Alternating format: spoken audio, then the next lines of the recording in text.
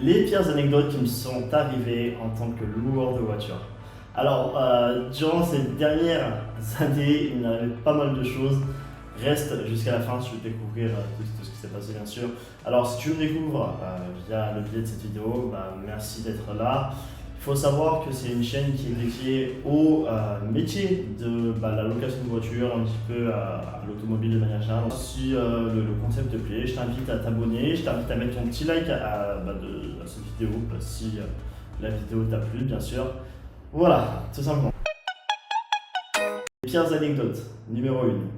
Des problèmes d'assurance. Alors, il faut savoir qu'il y a une période, les gars, là, c'est ce que je vais vous dire, c'est quand même impressionnant, mais à une période, j'étais appelé absolument tous les jours, à pas d'heure, que ce soit en pleine journée, ça va encore, mais j'avais des fois aussi des appels à 2-3 heures du matin, et ça, c'était pas des appels de mes clients, c'était des appels tout simplement de la police avec mes clients, donc finalement ça se rejoint, mais de la police avec mes clients pour vérifier les choses au téléphone avec moi. Il fallait que je leur explique que oui, voiture était assurée, oui, ceci, cela, etc. Il fallait fournir des preuves pour qu'ils relaissent partir le client. Et ça, malheureusement, ça a été quelque chose d'assez dur pour moi. Bon, on a résolu ce problème depuis, on a trouvé les assurances, on a trouvé les courtiers avec qui travailler, tout simplement. Mais ça a été très très problématique. Donc c'est pour ça qu'il faut savoir mettre les bonnes choses en place. Des fois, il y a besoin de complémentaires, des fois, il n'y en a pas besoin. Il faut tout simplement faire les choses bien. Anecdote numéro 2. Alors, qu'est-ce qui m'est arrivé? On m'a volé une voiture. Et là, je vous dis, les gars, c'est l'une. Alors, c'est peut-être pas la pire des choses qui peut vous arriver, mais c'est l'une des choses les plus embêtantes qui peut quand même vous arriver. Quand on vous vole une voiture, qu'on ne vous restitue pas une voiture dans les temps, vous êtes un petit peu en galère. Ce qui se passe, c'est que heureusement qu'il y a des trackers qui sont là, mais des fois il faut être un petit peu plus réactif et ne surtout pas attendre plus longtemps que ce que le délai imparti est pour récupérer votre voiture. Je vous donne un exemple. Avec les trackers, on sait où sont les voitures, donc on peut tout simplement appeler la police directement et dire que la voiture ne m'a pas été rendue en temps et en heure, ce qui s'appelle de l'abus de confiance dans la plupart des temps. Donc voilà, c'est de l'abus de confiance, mais au moins vous pouvez réagir assez rapidement. Ce qui peut se passer, c'est que si vous réagissez pas assez rapidement, c'est ce qui m'est arrivé. On m'a du coup retiré un tracker d'une voiture pour le mettre dans un lieu complètement pas du tout où était la voiture finalement.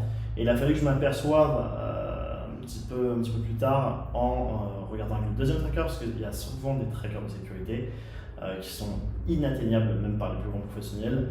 En général, de manière générale. Et on s'est aperçu que la voiture n'était pas du tout au niveau du tracker, donc on a pu retrouver la voiture, on a pu faire les choses qu'il fallait, mais malheureusement, il y avait déjà des pièces qui avaient été retirées de la voiture, mais on a pu résoudre ça grâce aux assurances.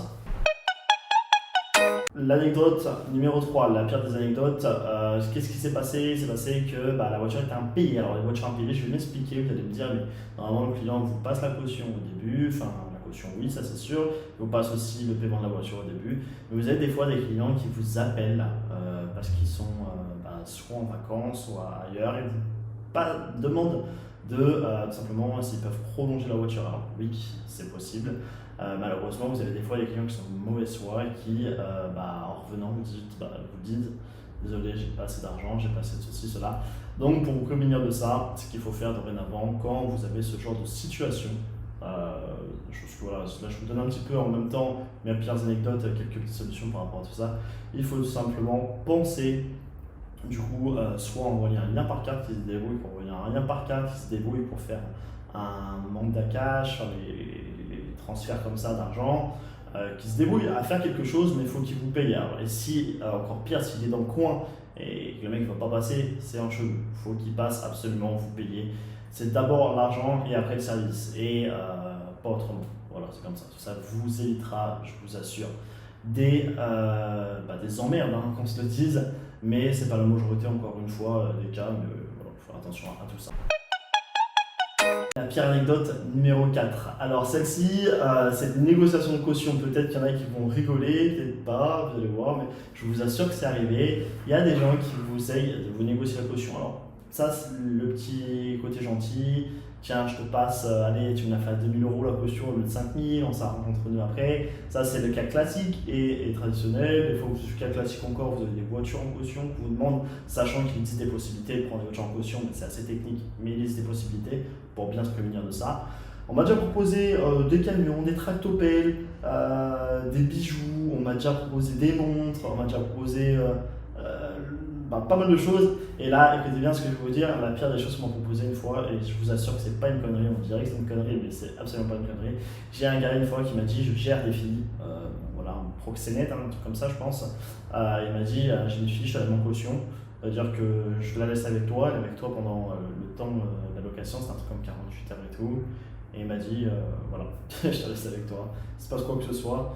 Mais vous voyez ce que je veux dire, c'est un peu sombre ce que je vous dis, mais malheureusement ça fait partie du métier, ça fait partie de tout type de clients que vous allez pouvoir retrouver. Alors que je vous rassure, c'est pas que dans la location, peu importe ce que vous faites comme métier, vous allez retrouver des clients de tout type de nature. Après, voilà, ça fait partie du métier. Moi, pour le coup, j'ai trouvé ça bizarre, mais maintenant j'en rigole.